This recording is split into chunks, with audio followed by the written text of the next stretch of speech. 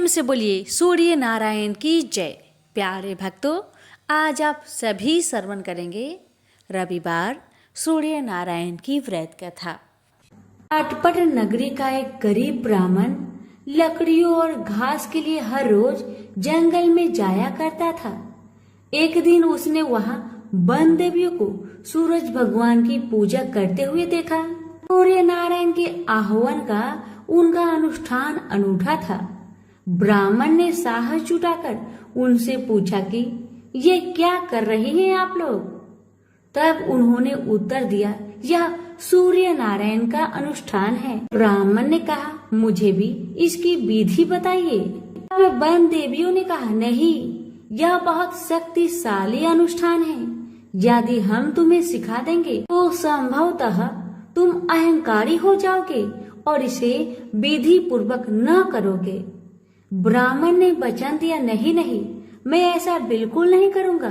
मैं विनम्रता पूर्वक संपूर्ण विधि का भली भांति पालन करूंगा।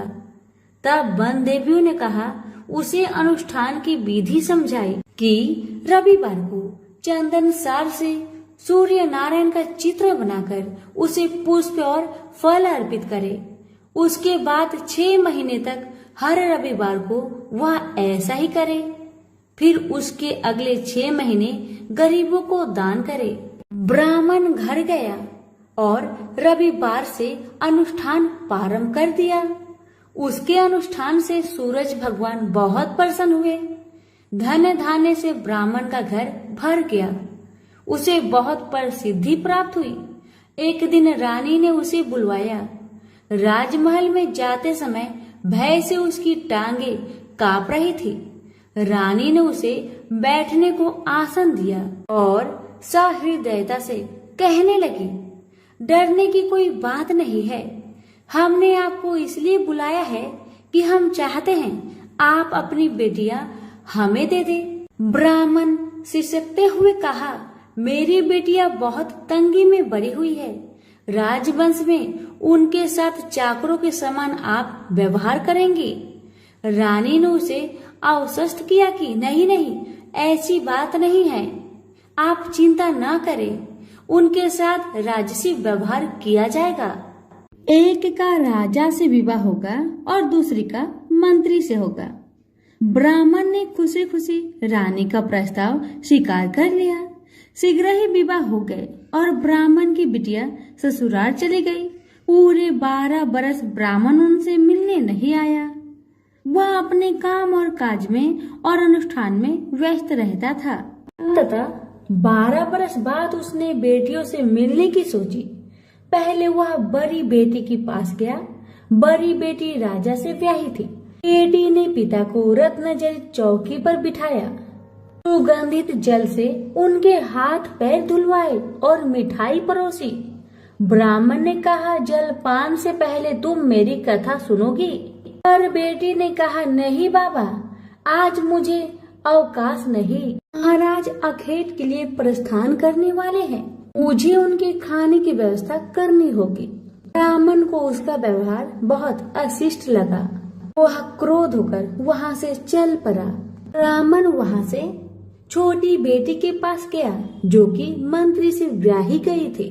बेटी पिता को देखकर बहुत प्रसन्न हुई। बेटी ने उसे नक्काशीदार चौकी पर बिठाया। सुगंधित जल से हाथ पांव धुलवाए और उनके खाने के लिए मिठाई लेकर आई। ब्राह्मण ने कहा, बेटी, जलपान से पहले तुम्हें मेरी कथा सुननी होगी। बेटी ने कहा, हाँ अवश्य बाबा, कथा सुनकर मुझे प्रसन्नता होगी। यह कहकर वह घर के भीतर जाकर 6 मोती लेकर आई। 3 मोती पिता के हाथ पर रखे और 3 अपने हाथ में रखे। यह कथा ब्राह्मण ने आज से पहले किसी को नहीं सुनाई थी। उसने बेटी को बताया कि कैसे वह वन देवियों से मिला और कैसे उन्होंने उसे सूर्य नारायण का अनुष्ठान पूजन विधि बताया। बेटी ने एक एक शब्द को बड़े ध्यान से सुना। फिर ब्राह्मण ने मुदित मन से जलपान ग्रहण किया और घर लौट आया। पंडिताइन ने बेटी की कुशल क्षेम पूछी। ब्राह्मण ने उसे सारी बातें बताई और कहा, कि बड़ी वाली मेरी बेटी ने मेरी कथा नहीं सुनी, उसे इसका फल भुगतना पड़ेगा। और वही हुआ। उसका पति सेना लेकर दूसरे राज्य पर आक्रमण करने गया था और वापस नहीं लौटा, पर दूसरी बेटी ने उसकी कथा सुनी थी, सो वह सुखी थी। उसकी समृद्धि दिनों दिन बढ़ती गई। दुर्भाग्य से बड़ी बेटी का पिंड नहीं छोड़ा। उसके लिए एक एक दिन काटना दूभर हो गया था। एक दिन उसने अपने बड़े बेटे से कहा, घर में कुछ नहीं है, अपनी मौसी के पास जाओ और कोई उपहार लेकर आओ, वह जो दे घर ले आना। अगले रविवार को राजकुमार मौसी के घर गया। वहां वह तालाब पर गया और स्नान करने आई औरतों से पूछा, तुम किसके यहाँ काम करती हो? उन्होंने उत्तर दिया, हम मंत्री की पत्नी की दासियां हैं। राजकुमार ने कहा, अपनी मालकिन से जाकर कहो कि उनकी बहन का बेटा आया है। ये भी कह देना कि उसके कपड़े फटे हुए हैं, इसलिए वो उसे पिछले दरवाजे से महल के भीतर आने दे। दासिया उसे पिछले दरवाजे से भीतर ले गई। मौसी ने उसके नहाने के लिए सुवासित जल रखवाया, पहनने को नए कपड़े दिए और राजसी भोज करवाया। फिर उसने बेटे को मोहरों से भरा हुआ कद्दू दिया। वह चलने लगा तो मौसी ने कहा, इसे संभाल कर ले जाना, कहीं खोना मत। पर रास्ते में सूर्य भगवान ने माली के भेष धारण करके मोहर से भरा हुआ कद्दू चुरा लिया। वह घर पहुंचा तो माँ ने उससे पूछा कि मौसी ने तुम्हें क्या दिया? राजकुमार ने खाली हाथ दिखाते हुए कहा, जो भाग्य ने दिया वह कर्म ने छीन लिया, मौसी ने जो दिया वह रास्ते में खो गया। अगले रविवार को रानी ने दूसरे बेटे को भेजा। वह भी शहर के तालाब पर गया और नहाने धोने आई औरतों से पूछा, तुम कहाँ काम करती हो? औरतों ने कहा, हम मंत्री की पत्नी की दासियां हैं। अपनी मालकिन से कहो कि उसकी बहन का बेटा आया है। उसे भी पिछले दरवाजे से भीतर ले जाया गया। नहाने और नए कपड़े पहनने के बाद राजकुमार ने भोजन किया। वह चलने लगा तो मौसी ने उसे मोहर से भरी हुई खोखली छड़ी दी और बोली, इसे संभाल कर ले जाना, कहीं खोना मत। रास्ते में सूरज भगवान ग्वाले का रूप धरकर आए और उसकी छड़ी चुरा लिए। वह घर पहुंचा तो रानी ने उससे पूछा कि मौसी ने तुम्हें क्या दिया? राजकुमार ने खाली हाथ दिखाकर कहा, जो भाग्य ने दिया वह कर्म ने छीन लिया। तीसरे रविवार को रानी ने तीसरे बेटे को भेजा। वह भी सीधे तालाब पर गया। मौसी ने उसकी भी वैसे ही खातिरदारी की। उसे नहलाया, कपड़े दिए और खाना खिलाया। चलते समय उसने उसे मोहर से भरा हुआ खोखला नारियल दिया और कहा, इसे संभाल कर ले जाना, खोना मत। रास्ते में राजकुमार कुएं की जगह पर सुस्ताने के लिए रुका। जैसे ही उसने नारियल जगत पर रखा, वह लुढ़क कर कुएं में गिर गया। छपाक। वह घर पहुंचा तो रानी माँ ने पूछा कि वह क्या लाया है? राजकुमार ने जवाब दिया, जो भाग्य ने दिया वह कर्म ने छीन लिया। चौथा राजकुमार गया, तभी वही हुआ। उसे मोहर से भरा हुआ कुल्हड़ मिला, जिसे सूर्य नारायण चील बनकर झपट ले गए। पांचवें रविवार को रानी खुद गई और जाकर तालाब पर खड़ी हो गई। छोटी बहन उसे खुद लेने के लिए आई और पिछले दरवाजे से घर में ले गई। नहलाने के बाद बताया कि उसकी विपत्ति का कारण यह है कि उसने बाबा की कथा सुनने से मना कर दिया था। फिर उसने दीदी को पूरी कथा सुनाई। रानी ने बहुत ध्यान से कथा सुनी और रविवार व्रत करने तक बहन के पास ही रही। और दोनों बहनें बहुत ही श्रद्धा भक्ति के साथ सूरज भगवान की आराधना करती। रानी का अनुष्ठान पूरा भी नहीं हुआ था कि उसके दिन फिर गए। उसे समाचार मिला कि वर्षों की युद्ध के बाद उसके पति विजयी होकर अकूट धन लेकर साथ लौट रहे हैं। राजधानी लौटते हुए राजा अपनी साली और बहू से मिलने के लिए वहां रुका। जब उसने सुना कि उसकी रानी भी यही है, तो उसे लेने के लिए उसने पालकी और कुछ दासियां भेजी। नन्हे भांजे चिल्लाते हुए रानी के पास आए और कहने लगे, मौसी मौसी, तुम्हें लेने के लिए छत्र वाली पालकी आई है, साथ में हाथी, घोड़े और सैनिक भी है। सब देखने के लिए बाहर भागे। बरसों की विरह और व्यथा के उपरांत राजा और रानी ने एक दूसरे का हालचाल पूछा। बहनों ने एक दूसरे को मूल्यवान उपहार और रेशमी वस्त्र दिए। अगले दिन राजा और रानी ने अपने राजधानी के लिए प्रस्थान किया। पहले पड़ाव पर जब खाना बन गया तो रानी ने राजा के लिए और अपने लिए थाल परोसे। तभी उसे बहन से सुनी हुई कथा याद आई। उसने नौकरों को आदेश दिया कि वे पास के गांव में जाए और किसी निर्धन को लाए जो भूखा हो।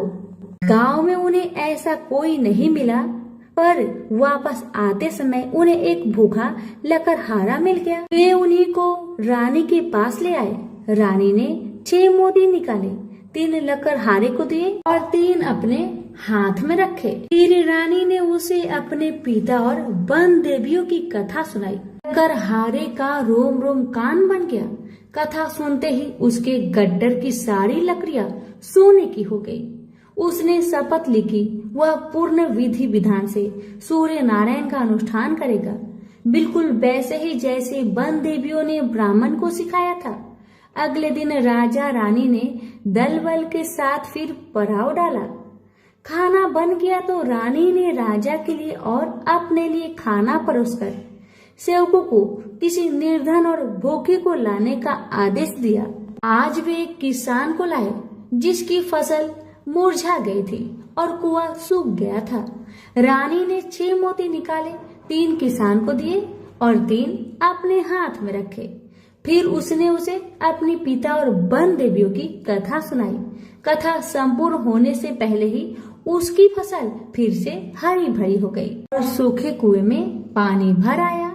वापस जाते समय उल्सित किसान ने शपथ ली कि वह संपूर्ण विधि विधान के साथ सूर्य नारायण का अनुष्ठान करेगा, जैसा कि वन देवियों ने ब्राह्मण को सिखाया था। तीसरे पड़ाव पर रानी ने एक बुढ़िया को सूरज भगवान की कथा सुनाई। बुढ़िया का बेटा जंगल में खो गया था, दूसरा तालाब में डूब गया था और तीसरा सांप काटने पर मर गया था। रानी की कथा सुनते ही बुढ़िया के तीनों बेटे एक एक करके पड़ाव पर आ गए। बुढ़िया खुशी के आंसू बहाते हुए वहां से गई। उसने प्रण किया कि वह सूरज भगवान की उसी विधि से आराधना करेगी जो वन देवियों ने ब्राह्मण को सिखाया था। चौथे पड़ाव पर रानी के चाकर एक हाथ पांव विहीन आदमी को लाए। उसकी आंखें इतनी कमजोर थी कि उसे मुश्किल से ही कुछ दिखता था। यहाँ तक कि उसका कोई नाम भी नहीं था। लोग उसे लोथ कहते थे। चाकरों ने उसे जब देखा तब वह मुंह के बल पड़ा था। वे उसे उठाकर पड़ाव पर ले आए। रानी ने उसे नहलवाया और नए कपड़े पहनने को दिए। फिर उसने 6 मोती निकाले, 3 लोथ के पेट पर रखे और 3 अपने हाथ में रखे। फिर उसने उसे अपने पिता और वन देवियों की कथा सुनाई। अपाहिज आदमी ने पूरा श्रद्धा से कथा को सुना। कथा सुनते ही उसके हाथ पैर निकल आए और इसके आंखों की ज्योत भी लौट आई। वो भी जाते समय अति प्रसन्न होकर गया। उसने शपथ लिया कि वह सूर्य नारायण की विधि पूर्वक आराधना करेगा, जैसे कि वन देवियों ने ब्राह्मण को बताया था। अगले दिन राजा और रानी अपनी राजधानी पहुंच गए। वे महल में भोजन करने के लिए बैठे तो सूरज भगवान स्वयं प्रकट हुए और उनके साथ भोजन करने की मनसा दर्शाई। राजन ने महल के सारे दरवाजे खुलवा दिए और अनेकानेक उत्कृष्ट व्यंजन बनाने का आदेश दिया। प्रत्येक पकवान को 6 अलग अलग खुशबुओं के साथ परोसा गया। सूर्य नारायण और राजा खाने के लिए बैठे। सूर्य नारायण को पहले कौर में ही एक लंबा वाल दिखा। वह क्रोधित होकर चिल्लाए, यह किस अधम स्त्री का वाल है? रानी भय से पीली पड़ गई। उसे याद आया कि अपनी विपत्ति के 12 वर्षों में वह उल्टे के नीचे बैठकर कंघी किया करती थी। संभवतः वह उसी का वाल है। वह सूरज भगवान के पैरों में गिर पड़ी। पर सूरज भगवान ने उसे माफ नहीं किया। अंततः रानी ने मोटी मोटी कंबल ओढ़ी, उल्टी में से एक एक लकड़ी निकाली और उस लकड़ी और बाल को शहर के बाहर ले जाकर अपने बाएं कंधे के ऊपर से फेंका। तब कहीं सूर्य नारायण का क्रोध शांत हुआ और उन्होंने भोजन ग्रहण किया। ब्राह्मण, राजा, रानी, उनके बच्चे, मंत्री की पत्नी, लकड़हारा, किसान, बुढ़िया और वह आदमी जिसे लोथ कहा जाता था, सभी को सूर्य नारायण की अनुकंपा से लंबी आयु मिली। जब तक वो जिए सुख से जिए। तो सभी प्रेम से बोलिए सूर्य नारायण की जय। अब सुनिए रविवार गंगा माता की व्रत कथा। ऋषि विश्वामित्र ने इस प्रकार कथा सुनाना प्रारंभ किया। पर्वतराज हिमालय की अत्यंत रूपवती, लावण्यमयी एवं सर्वगुण संपन्न दो कन्याएं थी। सेमरू पर्वत की पुत्री मैना इन कन्याओं की माता थी। हिमालय की बड़ी पुत्री का नाम गंगा तथा छोटी पुत्री का नाम उमा था। गंगा अत्यंत प्रभावशाली और असाधारण देवी गुणों से संपन्न थी। वह किसी बंधन को स्वीकार न कर मनमाने मार्गों का अनुसरण करती थी। उसकी इस असाधारण प्रतिभा से प्रभावित होकर देवता लोग विश्व के कल्याण की दृष्टि से उसे हिमालय से मांगकर ले गए। पर्वतराज की दूसरी कन्या उमा बड़ी तपस्विनी थी। उसने कठोर एवं असाधारण तपस्या करके महादेव जी को वर के रूप में प्राप्त किया। विश्वामित्र के इतना कहने पर राम ने कहा, हे भगवान, जब गंगा को देवता लोग सुरलोक ले गए तो वह पृथ्वी पर कैसे अवतरित हुई और गंगा को त्रिपथ गंगा क्यों कहते हैं? इस पर ऋषि विश्वामित्र ने बताया, महादेव जी का विवाह तो उमा के साथ हो गया था, किंतु 100 वर्ष तक भी उनके किसी संतान की उत्पत्ति नहीं हुई। एक बार महादेव जी के मन में संताप उत्पन्न करने का विचार आया। जब उनके इस विचार की सूचना ब्रह्मा जी सहित देवताओं को मिली तो वे विचार करने लगे कि शिव जी के संतान के तेज को कौन संभाल सकेगा। उन्होंने अपनी इस शंका को शिव जी के सम्मुख प्रस्तुत किया। उनके कहने पर अग्नि ने यह भार ग्रहण किया और परिमाण स्वरूप अग्नि के समान महान तेजस्वी स्वामी कार्तिकेय का जन्म हुआ। देवताओं के इस षड्यंत्र से उमा के संतान होने में बाधा पड़ी तो उन्होंने क्रोध होकर देवताओं को श्राप दिया कि भविष्य में वे कभी पिता नहीं बन सकेंगे। इस बीच सुरलोक में विचरण करती हुई गंगा से उमा की भेंट हुई। गंगा ने उमा से कहा कि मुझे सुरलोक में विचरण करते हुए बहुत दिन हो गए हैं। मेरी इच्छा है कि मैं अपनी मातृभूमि पृथ्वी पर विचरण करूं। उमा ने कहा, गंगा अवशासन दिया कि वे इसके लिए कोई प्रबंध करने का प्रयत्न करेगी। वत्स राम, तुम्हारी ही अयोध्यापुरी में सागर नाम के एक राजा थे।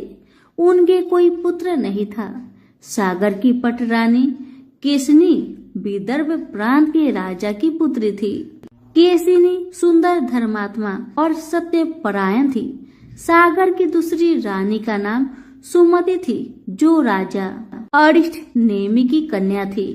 दोनों रानियों को लेकर महाराज सागर हिमालय के भृगु प्रसवन नामक प्रांत में जाकर पुत्र प्राप्ति के लिए तपस्या करने लगे। उनकी तपस्या से प्रसन्न होकर भृगु ने उन्हें वर दिया कि तुम्हें बहुत से पुत्रों की प्राप्ति होगी। दोनों रानियों में से एक का केवल एक ही पुत्र होगा, जो कि वंश को बढ़ाएगा, और दूसरी के 60,000 पुत्र होंगे। कौन सी रानी कितने पुत्र चाहती है, इसका निर्णय वे स्वयं वापस में मिलकर कर ले। कोसनी ने वंश को बढ़ाने वाले एक पुत्र की कामना की और गरुड़ की बहन सुमति ने 60,000 बलवान पुत्र की। उचित समय पर रानी कोसनी ने असमंजस नामक पुत्र को जन्म दिया। रानी सुमति के गर्भ से एक टुम्बा निकल, जिसे फोड़ने पर छोटे छोटे 60,000 पुत्र निकले। उन सब का पालन पोषण घी के घरों में रखकर किया गया। कालचक्र बीतता गया और सभी राजकुमार युवा हो गए। सागर का ज्येष्ठ पुत्र असमंजस बड़ा दुराचारी था और उसे नगर के बालकों को सरयू नदी में फेंककर उन्हें डूबते हुए देखने में बड़ा आनंद आता था। इस दुराचारी पुत्र से दुखी होकर सागर ने उसे अपने राज्य से निर्वासित कर दिया। असमंजस के अंशुमान नाम का एक पुत्र था। अंशुमान अत्यंत सदाचारी और पराक्रमी था। एक दिन राजा सागर के मन में अश्वमेघ यज्ञ करवाने का विचार आया। शीघ्र ही उन्होंने अपने इस विचार को कार्य रूप में परिवर्तित कर दिया। राम ने ऋषि विश्वामित्र से कहा, गुरुदेव, मेरी रुचि अपने पूर्वज सागर की यज्ञ कथा को विस्तार पूर्वक सुनने में है। अतः कृपा करके इस वृत्तांत को पूरा सुनाइए। राम के इस तरह कहने पर ऋषि विश्वामित्र प्रसन्न होकर कहने लगे, राजा सागर ने हिमालय एवं विंध्याचल के बीच की हरी भरी भूमि पर एक विशाल यज्ञ मंडप का निर्माण करवाया। फिर अश्वमेघ यज्ञ के लिए श्यामकर्ण घोड़ा छोड़कर उसकी रक्षा के लिए पराक्रमी अंशुमान को सेना के साथ उसके पीछे भेज दिया। यज्ञ की संभावित सफलता के परिमाण की आशंका से भयभीत होकर इंद्र ने एक राक्षस का रूप धारण करके उस घोड़े को चुरा लिया। घोड़े की चोरी की सूचना पाकर सागर ने अपने 60,000 पुत्रों को आदेश दिया कि घोड़ा चुराने वाले को पकड़कर या मारकर घोड़ा वापस लाओ। पूरी पृथ्वी खोजने पर भी जब घोड़ा नहीं मिला तो इस आशंका से कि किसी ने घोड़े को तय खाने में न छुपा रखा हो, सागर के पुत्रों ने संपूर्ण पृथ्वी को खोदना आरंभ कर दिया। उनके इस कार्य से असंख्य भूमितल निवासी प्राणी मारे गए। खोदते खोदते वे पाताल तक जा पहुँचे। उनके इस निस्संग कृत्य की देवताओं ने ब्रह्मा जी से शिकायत की तो ब्रह्मा जी ने कहा कि ये राजकुमार क्रोध एवं मद में अंधे होकर ऐसा कर रहे हैं। पृथ्वी की रक्षा का दायित्व कपिल पर है, इसलिए वे इस विषय में कुछ न कुछ अवश्य ही करेंगे। पूरी पृथ्वी को खोदने के बाद भी जब घोड़ा और उसको चुराने वाला चोर नहीं मिला तो निराश होकर राजकुमारों ने इसकी सूचना अपने पिता को दे दी। रुष्ट होकर सागर ने आदेश दिया कि घोड़े को पाताल में जाकर ढूंढो। पाताल में घोड़े को खोजते खोजते वे सनातन वासुदेव कपिल के आश्रम में जा पहुँचे। उन्होंने देखा कपिल देव आंखें बंद किए बैठे हैं और उन्हीं के पास यज्ञ का वह घोड़ा बंधा हुआ है। उन्होंने कपिल मुनि को घोड़े का चोर समझकर उनके लिए अनेक दुर्वचन कहे और उन्हें मारने के लिए दौड़े। सागर के इन कुकृत्यों से कपिल मुनि की समाधि भंग हो गई। उन्होंने क्रोध होकर सागर के उन सब पुत्रों को भस्म कर दिया। जब महाराज सागर को बहुत दिनों तक अपने पुत्र की सूचना नहीं मिली तो उन्होंने अपने तेजस्वी पौत्र अंशुमान को अपने पुत्रों तथा घोड़े का पता लगाने के लिए आदेश दिया। वीर अंशुमान शस्त्रों से सुसज्जित होकर उसी मार्ग से पाताल की ओर चल पड़ा जिसे उसके चाचाओं ने बनाया था। मार्ग में जो भी पूजनीय ऋषि मुनि मिले उनका यथोचित सम्मान करके अपने लक्ष्य के विषय में पूछता हुआ उस स्थान तक पहुंच गया जहां पर उसके चाचाओं के भस्मीभूत शरीरों की राख पड़ी थी और पासी यज्ञ का घोड़ा चल रहा था। अपने चाचाओं के भस्मीभूत शरीर को देखकर उसे बहुत दुख हुआ। उसने उनका तर्पण करने के लिए जलाशय की खोज की, किंतु उसे कहीं जलाशय दिखाई नहीं पड़ा। तभी उसकी दृष्टि अपने चाचाओं के मामा गरुड़ पर पड़ी। उन्हें सादर प्रणाम करके अंशुमान ने पूछा कि बाबा जी, मैं इनका तर्पण करना चाहता हूँ। पास में यदि कोई सरोवर हो तो कृपा करके उसका पता बताइए। यदि आप इनकी मृत्यु के विषय में कुछ जानते हैं तो वह भी मुझसे बतलाने की कृपा करें। गरुड़ जी ने बताया कि किस प्रकार उसके चाचाओं ने कपिल मुनि के साथ उद्घट व्यवहार किया था, जिसके कारण कपिल मुनि ने उन सबको भस्म कर दिया। इसके पश्चात गरुड़ जी ने अंशुमान से कहा कि ये सब अलौकिक शक्ति वाले दिव्य पुरुष के द्वारा भस्म किए गए हैं, अतः लौकिक जल से तर्पण करने से इनका उद्धार नहीं होगा। केवल हिमालय की ज्येष्ठ पुत्री गंगा के जल से ही तर्पण करके इनका उद्धार संभव है। अब तुम घोड़े को लेकर वापस चले जाओ, जिससे कि तुम्हारा पितामह का यज्ञ पूर्ण हो सके।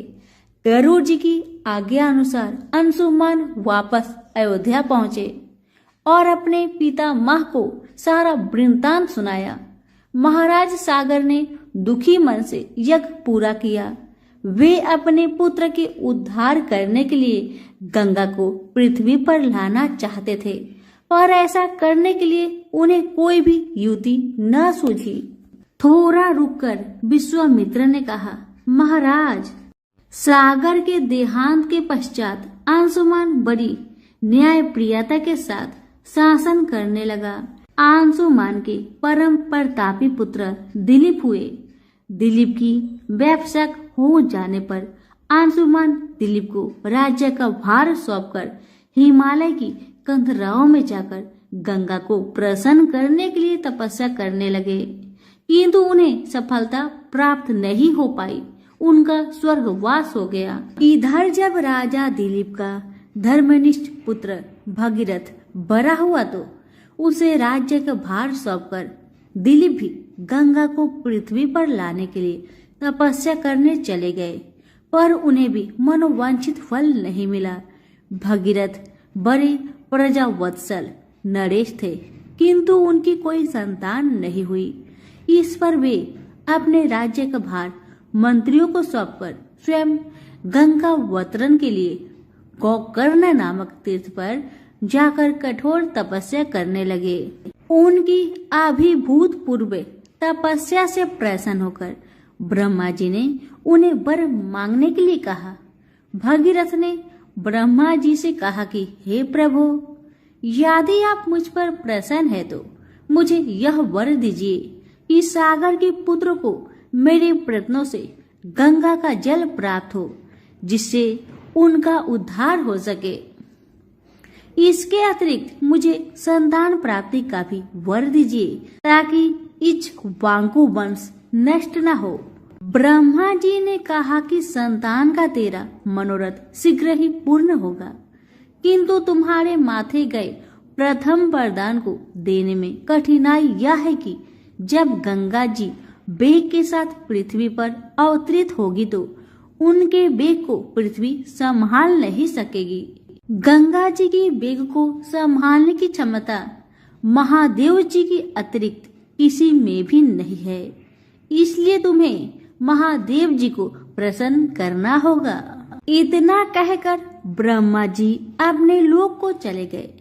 भगीरथ ने साहस नहीं छोड़ा। वे 1 वर्ष तक पैर के अंगूठे के सहारे खड़े होकर महादेव जी की तपस्या करते रहे। केवल वायु के अतिरिक्त उन्होंने किसी अन्य वस्तु का भक्षण नहीं किया। अंत में इस महान भक्ति से प्रसन्न होकर महादेव जी ने भगीरथ को दर्शन देकर कहा, हे भक्त श्रेष्ठ, हम तेरी मनोकामना पूरी करने के लिए गंगा जी को अपने मस्तक पर धारण करेंगे।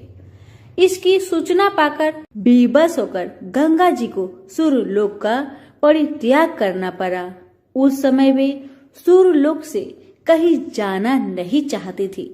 इसलिए वे यह विचार करके कि मैं अपने प्रचंड वेग से शिव जी को बहाकर पाताल लोक ले जाऊंगी, वे भयानक वेग से शिव जी के सिर पर अवतरित हुई। गंगा के इस वेगपूर्ण अवतरण से उनका अहंकार शिव से छुपा नहीं रहा। महादेव जी ने गंगा की वेग गति धाराओं को अपने जटाजूट में उलझा लिया। गंगा जी अपने समस्त प्रयत्नों के बाद भी महादेव जी के जटाओं से बाहर न निकल सकी। गंगा जी को इस प्रकार शिव जी की जटाओं में विलीन होते देख भगीरथ ने फिर शंकर जी की तपस्या की। भगीरथ के इस तपस्या से प्रसन्न होकर भगवान शंकर ने गंगा जी को हिमालय पर्वत पर स्थित बिंदुसर में छोड़ा। छूटते ही गंगा जी 7 धाराओं में बट गई। गंगा जी की 3 धाराएं दाहिनी, पावनी और नलिनी पूर्व की ओर प्रवाहित हुई। सुचक्षु, सीता और सिंधु नाम की 3 धाराएं पश्चिम की ओर बही और 7वीं धारा महाराज भगीरथ के पीछे पीछे चली। जिधर जिधर भगीरथ जाते थे उधर उधर ही गंगा जी जाती थी। स्थान स्थान पर देव, यक्ष, किन्नर, ऋषि मुनि आदि उनके स्वागत के लिए एकत्रित हो रहे थे। जो भी उस जल का स्पर्श करता था भव बाधाओं से मुक्त हो जाता था। चलते चलते गंगा जी उस स्थान पर पहुंची जहां ऋषि जहू यज्ञ कर रहे थे। गंगा जी अपने वेग से उनकी यज्ञशाला को संपूर्ण सामग्री के साथ बहाकर ले जाने लगी। इससे ऋषि को बहुत क्रोध आया और उन्होंने क्रोध होकर गंगा का सारा जल पी लिया। यह देखकर समस्त मुनियों को बड़ा विस्मय हुआ और वे गंगा जी को मुक्त करने के लिए उनकी स्तुति करने लगे। उनकी स्तुति से प्रसन्न होकर जाहू ऋषि ने गंगा जी को अपने कानों से निकाल दिया और उन्हें अपनी पुत्री के रूप में स्वीकार किया। तब से गंगा जाह्नवी कहलाने लगी।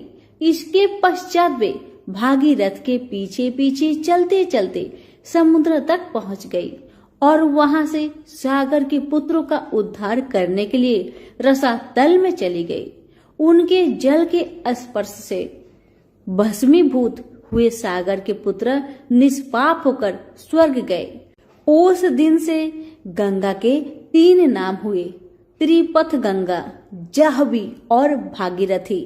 सभी प्रेम से बोलिए गंगा मैया की जय हो।